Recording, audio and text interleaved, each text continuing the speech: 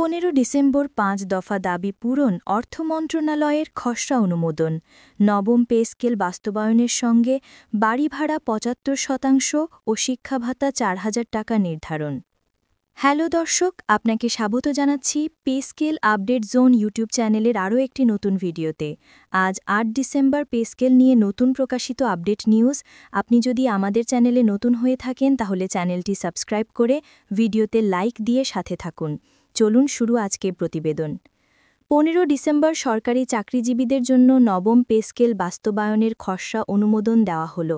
Pay কমিশনের chairman Zakir Ahmed Khan ও অর্থ মন্ত্রণালয়ের মধ্যস্থতা বৈঠক অনুষ্ঠিত হওয়ার ফলে 15 ডিসেম্বর খসড়া অনুমোদনের সিদ্ধান্ত নেওয়া হয়। সরকারি চাকরিজীবীরা গত শুক্রবার কঠোরতম আন্দোলন করার পর তড়িঘড়ি করে সচিব ও মন্ত্রণালয় কর্তৃপক্ষ বৈঠক করেন। সেখানে সরকারি চাকরিজীবীদের সকল দাবি দেওয়া বাস্তবায়নের বিষয়ে ফলপ্রসূ আলোচনা করা হয়। আলোচনায় উঠে আসে সরকারি চাকরিজীবীদের নবম পে স্কেল কীভাবে দেওয়া হবে এবং সেটা কবে থেকে কার্যকর করা হবে, এই বিষয়গুলো নিয়ে বাস্তবায়ন সম্পর্কে আলোচনা করার পূর্বে বিশেষ কিছু তথ্য উপস্থাপন করেন সংশ্লিষ্টবৃন্দ। তাদের ভাষ্যমতে এবারের নবম পে স্কেলে যদি বৈষম্য থাকে তাহলে বেতন বৃদ্ধি করে তেমন কোনো প্রকারে আসবে না।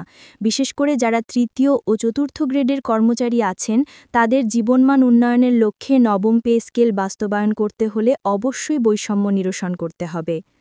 যার ফলস্বরূপ অন্তর্বর্তীকালীন সরকার নিজেই দায়িত্ব গ্রহণ করেন নবম স্কেল বাস্তবায়ন করার লক্ষ্যে। পে কমিশনের চেয়ারম্যান জাকির আহমেদ খানকে যখন দায়িত্ব দেওয়া হয় তারপর থেকেই অর্থ মন্ত্রণালয়ের অর্থ উপদেষ্টা বিভিন্ন সময় বিভিন্ন মতামত জ্ঞাপন করেছেন। তাদের মতামতগুলোর উপর নির্ভর করে আজ নবম পে স্কেল বাস্তবায়ন বিষয়ে চূড়ান্ত বৈঠক অনুষ্ঠিত হয়েছে। বৈঠকে ফলপ্রসূ আলোচনা হওয়ার ফলে কর্মচারীদের সকল দাবি দেওয়া বাস্তবায়নের বিষয়ে ইতিবাচক মন্তব্য উঠে আসে।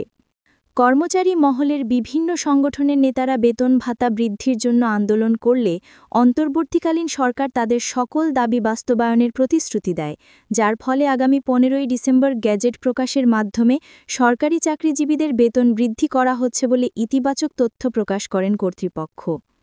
সংশ্লিষ্ট মহল ও পে কমিশনের চেয়ারম্যান সহ বিভিন্ন মন্ত্রণালয়ের সদস্যরা আজকের বৈঠকে উপস্থিত থাকার মাধ্যমে নবম পে স্কেলের চূড়ান্ত দিক নির্দেশনা আসে।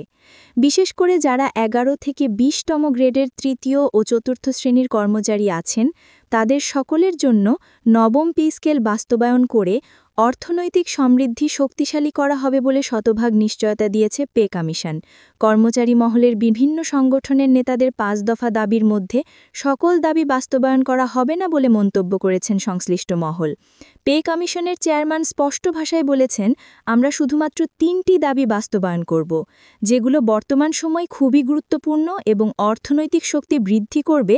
আমরা শুধুমাত্র এই 3টি দাবি বাস্তবায়ন করার উদ্যোগ হাতে নিয়েছি। দাবি 3টির মধ্যে অন্যতম হচ্ছে গ্রেড সংখ্যা পরিবর্তন করে বেতন বৃদ্ধি, অপরদিকে বাড়ি ভাড়া মূল বেসিকের 75% বৃদ্ধি, এছাড়াও শিক্ষা ভাতা সহ বিভিন্ন ধরনের ভাতা সংযুক্ত থাকবে।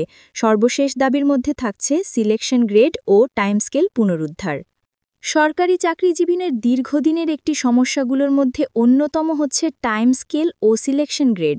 2015 সালের 8ম বেতন স্কেলে চালু হওয়া এই দুইটি ভাতা বন্ধ করে দেওয়ায় সরকারি চাকরিজীবীদের মধ্যে ব্যাপক সমালোচনা তৈরি হয়েছে।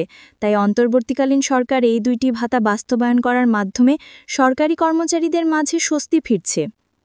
কিছুদিন আগে অর্থ উপদেষ্টা ডাক্তার সালাহউদ্দিন আহমেদ সরকারি চাকরিজীবীদের বেতন বৃদ্ধির বিষয় নিয়ে নেতিবাচক মন্তব্য প্রকাশ করেছিল।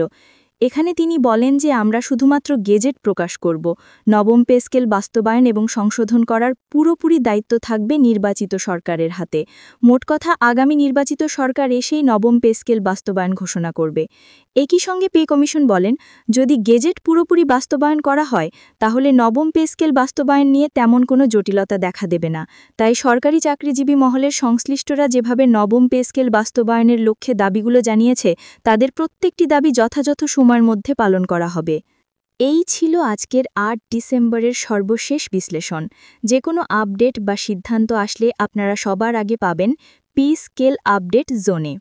সাবস্ক্রাইব করে বেল আইকনটি অন করে রাখুন, কারণ পে স্কেল আন্দোলনের প্রতিটি মুহূর্ত খুব মূল্যবান। আল্লাহ হাফেজ। আবার দেখা হবে পরবর্তী আপডেটে।